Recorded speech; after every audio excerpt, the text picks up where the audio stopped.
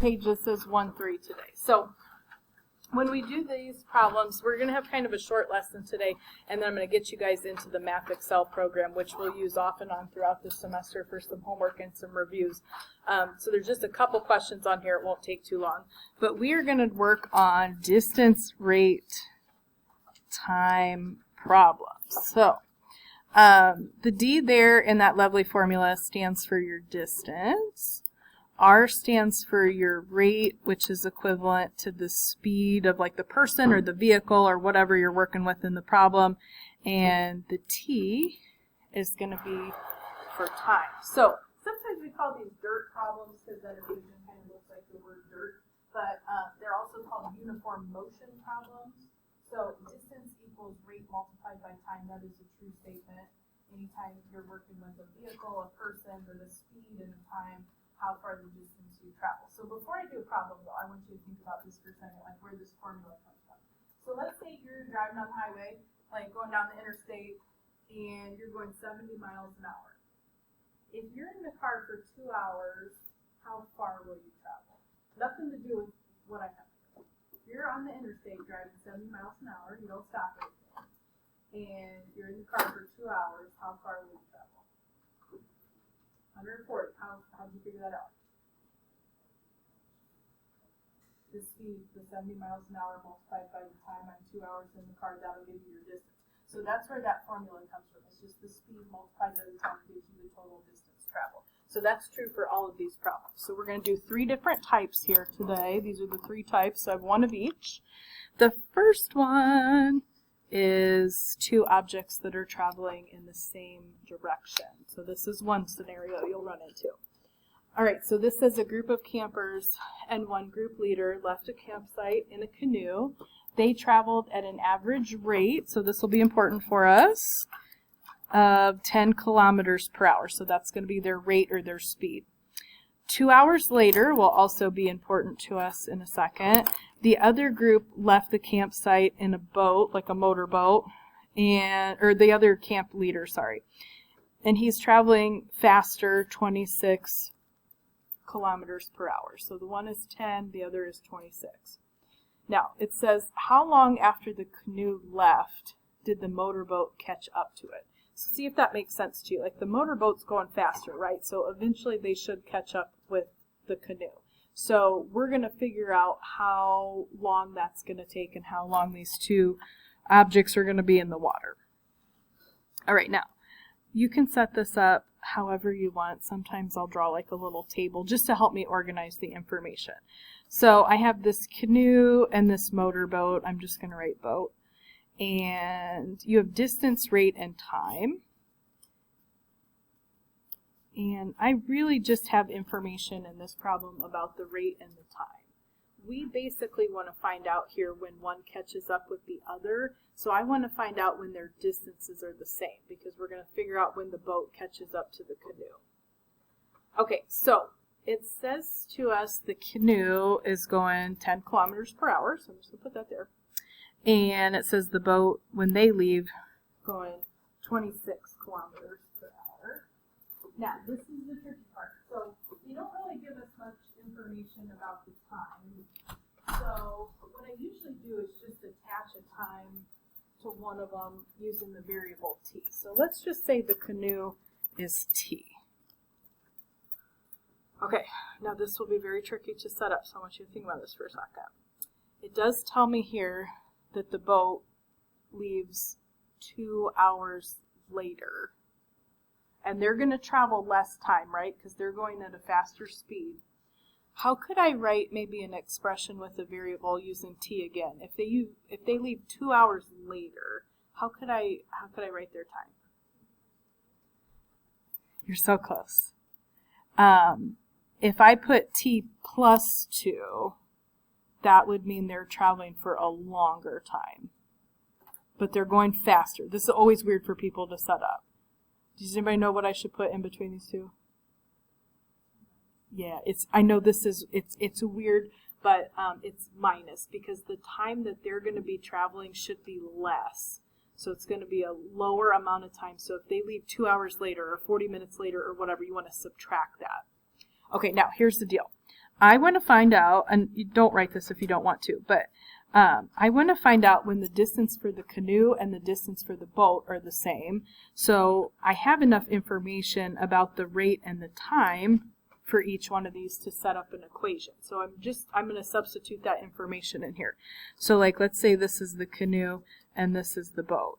Well, the rate multiplied by the time for the canoe is just 10 times t, and the rate multiplied by the time would be 26 times t minus 2 for the boat.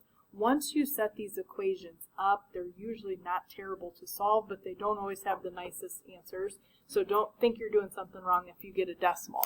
But once you set this up, we're just going to do a quick little tiny distributive property here. I'm going to get 10t is 26t minus 52. And I usually like to keep my variable positive if I can, but in this case, that's going to be less work to subtract the 26t from both sides. So I'm going to get negative 16t, but that's equal to negative 52. We should not be getting a negative time. You can't travel a negative amount of time. So when I divide that there, and feel free, grab your calculator for that, those negatives will cancel. So I'm going to do 52 divided by 16. This would be 3.25. Now, whatever they told, like they said 2 hours later, so this should be in hours. Okay, now what is that 3.25 for? What does that mean, like, with the problem? Yeah. I think it means from the time the canoe left to when the motorboat caught up with it. For sure. This is how long, I don't know why I just added an S to that. This is how long the canoe is in the water. Okay, how long is the motorboat going to be in the water then? Cameron, what do you think? Yes. Yes. Okay, you just subtract 2 from that. That 1.25 hours, that'll be for your motorboat. I'm just being lazy and writing boat. Okay, is anybody having a question? So same direction. You need information about the rate and time. You can multiply those together for the two objects and then set them equal to each other. The next one we're going to do is a little different. This is going to be two objects that are going opposite directions from each other. Alright, so I like to draw like a teeny tiny little picture for this. So it says you have two buses and they're going to leave Denver. So I'm just going to put kind of like a dot here, and that will be Denver. And these two buses are going to travel, like one's going one way, one's going the other. They're traveling away from each other. Okay, so it says bus A is traveling 10 miles an hour faster than bus B. So that's some information we need. 10 miles an hour faster. We don't actually know the speed for either bus. 4 hours. After 4 hours, the buses are 400 miles apart. Okay, so I'm just going to draw this on my little picture. So after 4 hours, the distance between these two buses is supposed to be 400. This is not drawn to scale or anything, but just to give you a little bit of a visual. So one going one way, one going the other. Let me try to set up a little chart like we did on the last one. So bus A and bus B. So I don't know the speed of either one of these. All I have is bus A is traveling 10 miles an hour faster than bus B. Okay, let me say, I'll just call the rate for bus B R, since I don't know either one. How could you write an expression for bus A? What do you think? R plus 10. Perfect. All right, 10 miles an hour faster, so it's just the speed plus 10. Now, this is a little bit weird, but the time is actually the same for both vehicles. They leave at the same time, so after 4 hours, the time would just be 4 for both of these. And they're going to be 400 miles apart. All right, so I'm just going to label on my picture. Let's say this first one is bus A. Again, it's not to scale or anything, but their distance would be the rate multiplied by the time. I'm just kind of putting the time in front there. It's a little bit more like an equation we might set up. So time multiplied by the rate. And then bus B's going the other way. So rate multiplied by time there would just be 4 times R. Now, the distance between them is 400. Does anybody know what you would do with those two expressions? 4 parentheses R plus 10 plus 4R equals 400. Exactly. If they are going in opposite directions, like this person's distance plus this person's distance would be the total between them. So what you're going to have is you're going to have basically rate multiplied by time plus rate multiplied by time, which would be the distance for each. You would add them together, and then this would be equal to the distance between them. So it's a little bit different setup than what we just did. So I'm just going to take it right out of the picture there. So and let me just do a little distributive property. So we'd have 4R plus 40 plus another 4R for the other bus, and the distance between them is 400. Just solve this little equation, right? I got 8R plus 40 equals 400. I'd subtract the 40. So 8R is 360. Can anybody tell me what R is? It's a nice number. 45. Okay. What does the 45 mean in terms of the problem? What do you think? That's bus B. What is bus A? Good deal. All right. So we found R. That's the rate for bus B. So they're going 45 miles per hour. You literally just add 10 to that for bus A. That's 55 miles per hour. So those would be the two speeds. Is anybody having a question about opposite directions?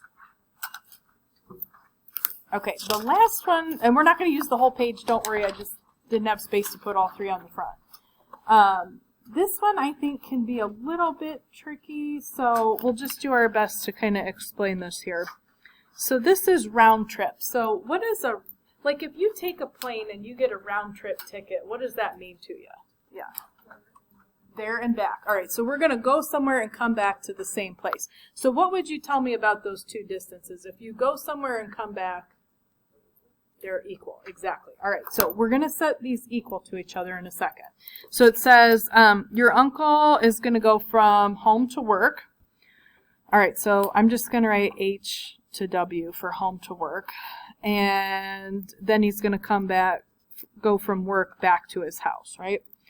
Okay, so I'm going to make a little tiny table here. So it tells you your uncle averaged only 20 miles per hour on his way to work from home. So he's going 20 miles an hour, okay? On his drive home, so he goes back to his house, he averaged 30 miles per hour. So we know the speed for both of these. We know the rate. The only other thing they tell us here is going to be the total travel time. Okay, the total travel time is an hour and a half. All right, so not the same as the last question. Like the last question, it was 4 hours for both because they were going opposite directions. They left at the same time. We're not leaving at the same time. We're just doing a round trip here. So not specific to this question. If I told you I was in the car for an hour and a half going somewhere, and let's say I told you it took me, actually, let me do one thing. I'm just going to call this one T, just for time. Okay, now to set up the other part, this is the part where I want you to think for something. I'm going to make something up. So let's say I told you I was in the car for an hour and a half. And wherever I was going that I was going to come back from, let's say it took me a half hour to get there. How long would it take me to get back? So I'm telling you, I'm in the car for an hour and a half going somewhere and coming back. If I tell you it takes me a half hour to get there, how long did it take me to come back? An hour. How did you get that? You subtract it. Okay, so here's what you do. You take the total time. Like I told you, it took me a half hour, right? So she's taken an hour and a half minus the time that it takes to get there. Does that make it? I always feel like that's really weird. Does that make sense? If you know the total, you don't know either of these times. But if I figure out the time it takes to get there, I can subtract that from the total time to get the time that it would take me to get back. Once you set this up, these distances are the same. So the distance for each would be the same. So I'm just going to do very similar to the same direction travel. When do they catch up? It's set them equal to each other to do this. So for home to work, we're doing 20 times whatever time it takes us. And to get home, it's 30 times my total travel time minus the time that it took me to get there.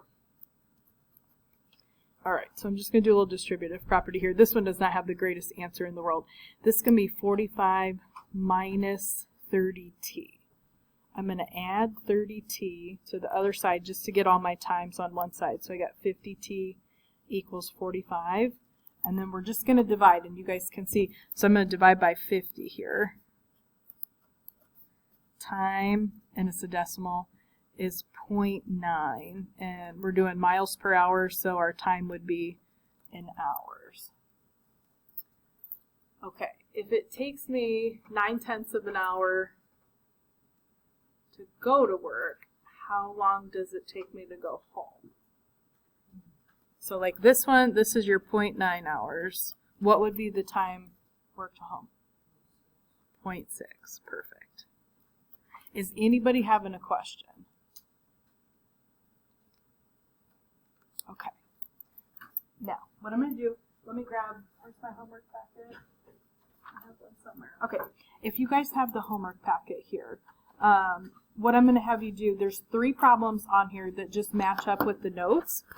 And then the rest of it has got some like lined scrap paper because I'm going to give you a little bit of an assignment on Math Excel. So I'm going to pull this up real quick so we can go through this here. And